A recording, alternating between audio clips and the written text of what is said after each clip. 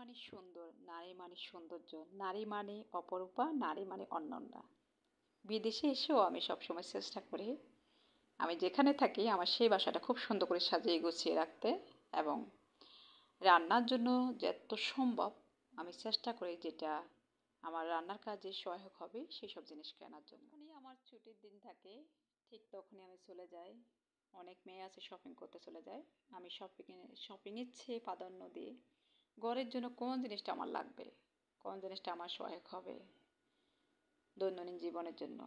ঠিক আমি সেসব শপিং মলে ছুটে যাই, যেটা আমার কাছে খুবই ভালো লাগে, যেটা আমাকে খুব শান্তি দেয়। জানি না অনেকের কাছে হয়তো ভিন্নভাবে এটা আসতে পারে। দেখে নেন আমি ছুটির দিনে কী কেনাকাটা করলাম। প্রতিদিন এরকম যখন ছুটি পাই এরকম টুকিটাকি কিছু কেনার চেষ্টা করি, খালি হাতে আসি না।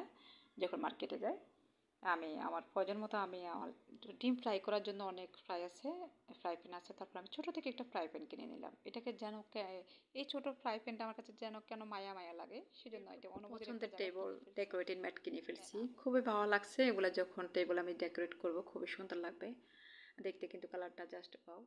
সার্ভিং টেবিলে একটু কালারিং যদি ম্যাটগুলো না থাকে তখন যেন কেমন ফ্যাকাশে ফ্যাকাশে মনে হয়, এই জন্য আমি কালারিং ম্যাটগুলো কিনেছি।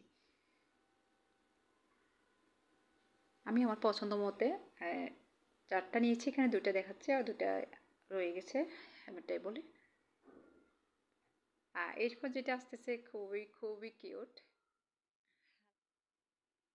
এটা হচ্ছে দেখে বুঝতে পারছেন আমি এটা বিশেষ করে ফ্রাই প্যানটার জন্য আমি এটা কিনেছি।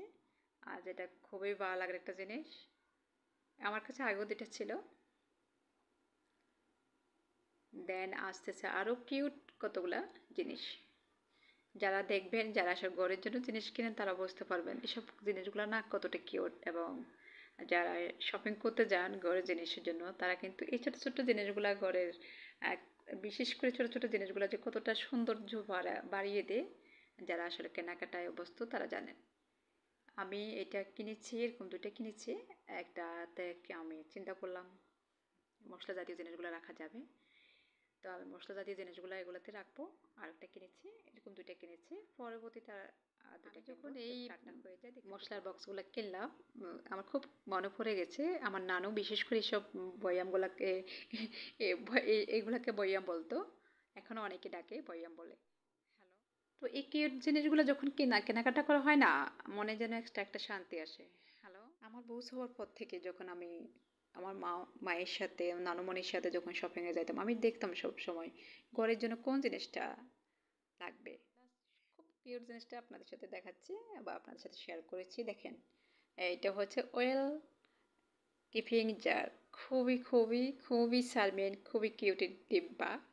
আমার কাছে এই ঝাড়টা খুব ভালো লাগছে, আমি আপনাদের সাথে পরে শেয়ার করবো কীভাবে আমি